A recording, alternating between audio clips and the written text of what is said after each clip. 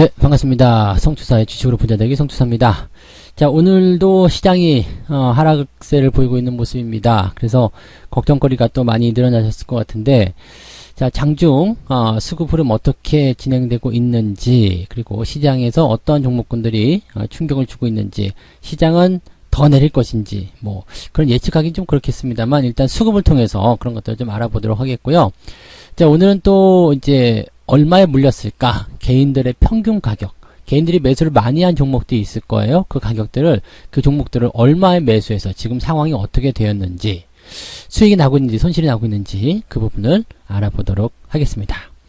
자, 일단은 먼저 시장을 먼저 조금 살펴보도록 하죠. 코스피 지수가 1.13% 하락세를 지금 보여주고 있고요. 다시 양봉으로 조금 전환된 모습이네요. 분봉 들어가서 볼게요. 일단 시작하자마자 급락세, 하락세를 보였고요. 지지, 그다음에 반등이 나가는 모습인데, 자, 지금은 이제 오전장을 마무리하는 시점에서 이제 소강 상태를 좀 보이고 있다고 보셔야 되겠죠. 그래서 상승을 다시 돌아설 것인지 아니면 하락으로 전환될 것인지는 아직 결정되지 않았습니다. 조금 더 지나봐야지 오후장에서 만들어지게 될 테고요. 지금은 일단 하락에 대한 포인트를 지지해주는 그런 흐름으로 가고 있다.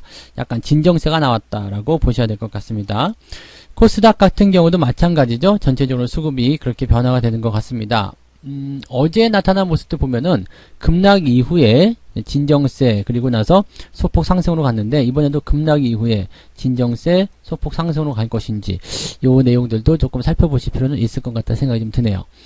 워낙에 이제 그 노출이 많이 된 부분들이 뭐냐면, 개인들의 그 매수 물량들, 특히 이제 원유 선물이라든지, 특히 이제 국제 유가 같은 경우가 지금 어마어마하게 변동성을 보이다 보니까 거기에 대해서 이제 부담감들을 좀 많이 느끼고 계시죠.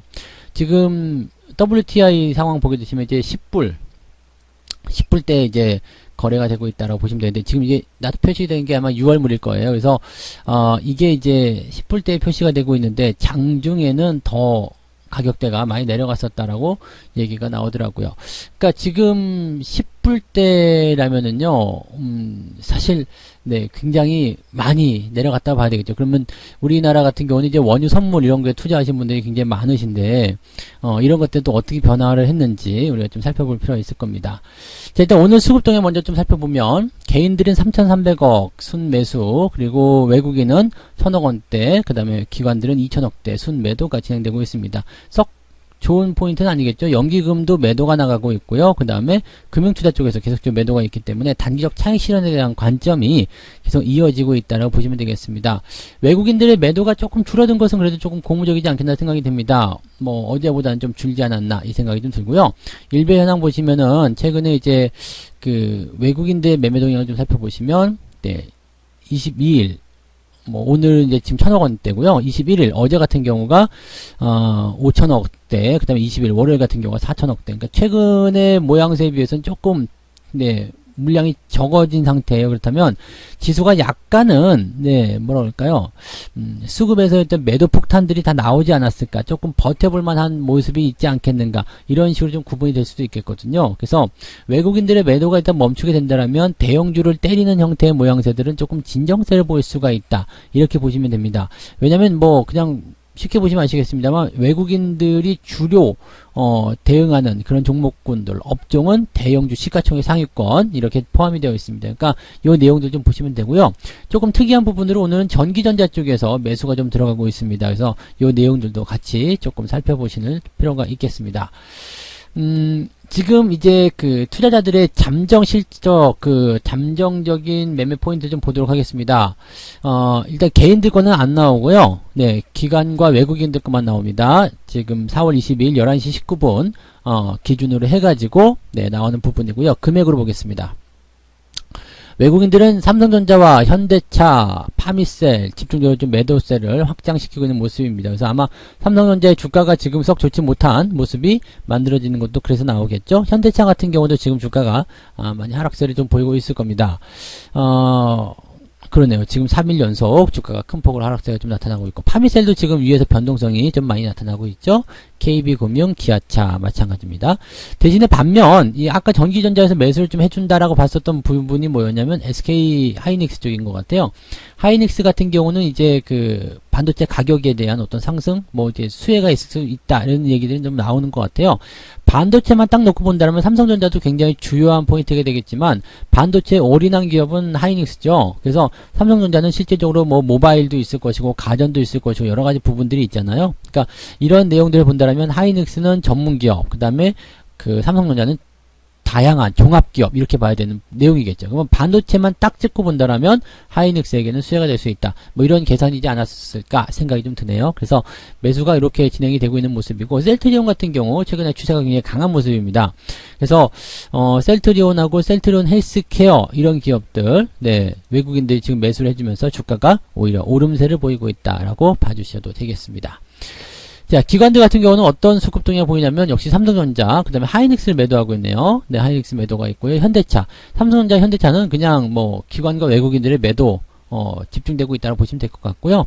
기관은 특이하게 셀트리온 헬스케어를 매수하고 있습니다. 그러니까 아까 전에 외국인들 같은 경우는 셀트리온을 매수했는데 지금 기관들은 셀트리온 헬스케어를 매수하고 있다. 그러니까 셀트리온 헬스케어, 그 다음에 삼성 바이오로직스 이렇게 바이오 쪽에서 뭐 약간 3대장이라고 볼 수 있는 그런 종목들이 주목을 받고 올라갈 수 있는 배경들이 지금 기관과 외국인의 매수에 집중되어 있는 내용이다라고 보시면 되는 거죠.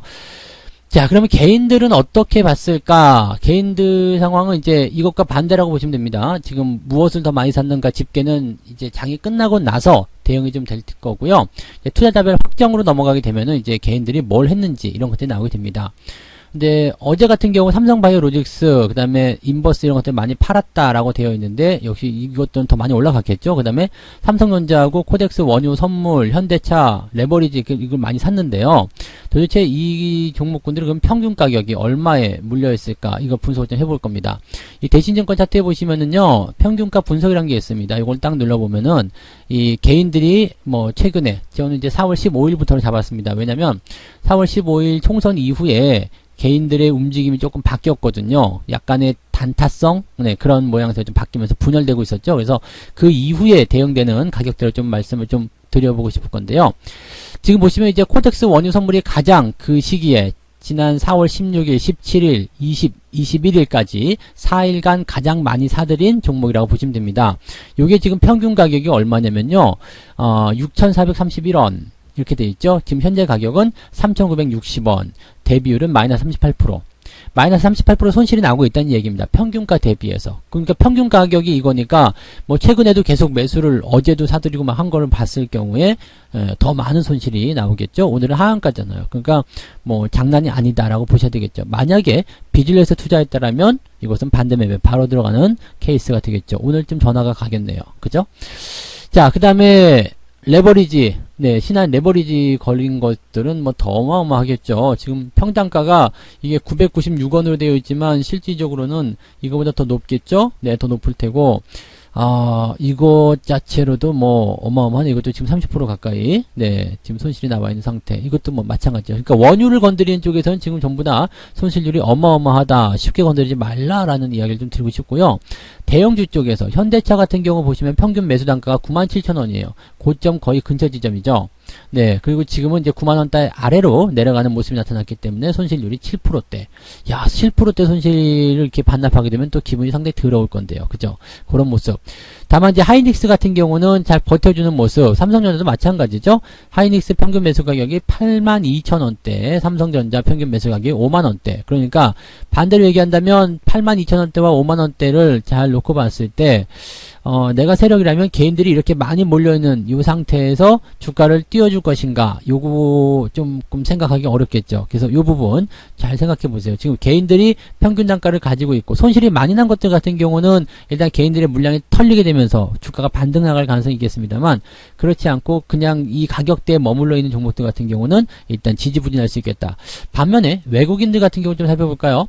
외국인들 같은 경우는 지금 삼성 SDI라든지 이런 것들 뭐 진행되고 있는데 얘네들도 뭐 지금 뭐 대단히 수익이 많이 난 건 아니겠네요. 그죠? 지금 현재 4월 15일부터 나와 있기 때문에 얘네들도 특별하게 움직임은 없습니다. 기관들 움직임이 좀 좋을 것 같아요. 그죠? 네. 기관들 같은 경우 삼성 바이오로직스라든지 그 다음에 생활건강 이런 쪽 이게 최근으로 들어가게 되면 더 좋을 거예요. 아마 이번 주 초반으로 들어가게 되면 지금 곧 200이라든지 지금 보시면 대부분의 이제 수익 종목들로 잡히게 되는 모습이죠. 특히 인버스 같은 경우 현재 수익이 발생되고 있는 상태 이렇게 보시면 되겠습니다. 그러니까 그런 시기인 거예요. 그래서 개인들, 외국인, 기관들 이런 순매수의 평균 가격을 살펴보게 되면 개인들만 유독 손실을 많이 보고 있는 이유는 평균 단가가 조금 높게 형성이 됐고 변동성이 좀 심한 것에 투자가 많이 들어갔기 때문이다 보셔야 되겠죠. 반면에 순매도 쪽으로 한번 볼게요. 순매도 인버스를 매도했는데 인버스를 보시면은 이게 평균 매도 가격이 7,000원이에요. 그 다음에 지금은 올랐잖아요. 그러니까 매도를 여기서 했다는 것은 지금 이게 플러스가 나오게 되면은요, 손실인 거예요. 팔았더니 올라간 거죠. 삼성바이오로직스 마찬가지, 인버스 마찬가지. 팔았더니 올라간 겁니다. 팔았더니요. 이게 지금 요거 같은 게 이제 거꾸로 이렇게 나와줘야 되죠. 외국인들처럼 팔았더니 이제 마이너스가 나와야지 이제 수익이 잡히는 거잖아요. 현대차도 마찬가지고요. 이런 식으로. 외국인들은 그래서 지금 현재 매도 가격대 대비해서 현재 가격이 낮아졌기 때문에 수익을 보고 있는 상태이다. 기관들도 마찬가지겠죠. 원유 선물 같은 경우 대박 쳤잖아요, 지금. 원유 같은 경우. 그 다음에 삼성전자, 그리고 현대차 이런 것들 전부 다, 좀 대박을 치고 있는 그런 상태라고 좀 보시면 됩니다. 그러니까 이런 수급적인 동향들이 지금 현재 밝혀지고 있기 때문에 개인들 입장에서 이제 매매에 대한 부분들이 조금 이제 이런 것들을 참고해 가시면서 지금 어느 시점에서 매물대가 좀 많겠구나, 물려있겠구나, 물려있다라면 어떻게 되겠구나라는 것을 조금 참작해 볼 필요가 있을 거라고 생각합니다. 뭐 최근에 이제 그 가장 이슈화 되는 것들, 그런 종목군들을 여기서 이제 검색해 보시고 또 그 평균 가격대 이런 것들을 구분해 볼 수 있기 때문에 그런 것들을 통해서 여러분들이 확인 절차를 잡아가시는 것도 좋을 겁니다.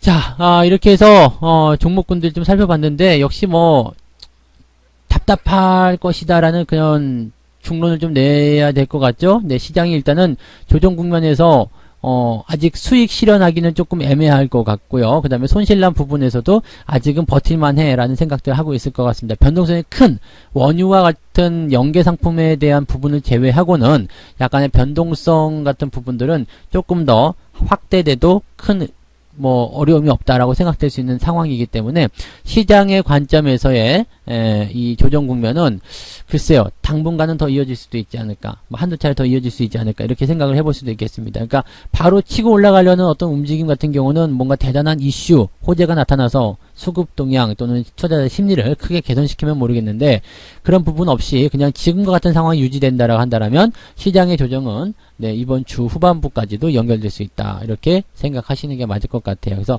오늘 일단 수급 동향이 오후에 어떻게 바뀌는지 좀 살펴봐야 될 것 같고요. 일단은 개파락에 대한 부분이 나타났기 때문에 이 갭을 메꿔서 위쪽으로 올려줄 것인지, 즉 지금으로서는 이제 5일 이평선 위쪽이겠죠. 1880포인트 요 위치까지 주가가 상승할 수 있겠는지 살펴보는 게 중요하겠습니다. 코스닥 같은 경우도 지금 많이 회복되고 있는 상태이긴 한데요. 1630포인트죠. 630포인트 이상으로 이제 종가 수준이 마무리가 되는지 그 부분은 우리가 확인을 해볼 필요는 있겠습니다. 자, 여기에 대한 내용들은 일단 종가 보고 마감 시황에서 좀 설명을 드리도록 하겠습니다. 자, 오늘 장중 이야기는 여기까지 진행해 드리도록 하겠습니다. 고맙습니다. 본 방송에서 제공되는 모든 정보는 투자 판단의 참고 자료이며 투자의 최종 책임은 본 방송을 이용하는 본인에게 있습니다.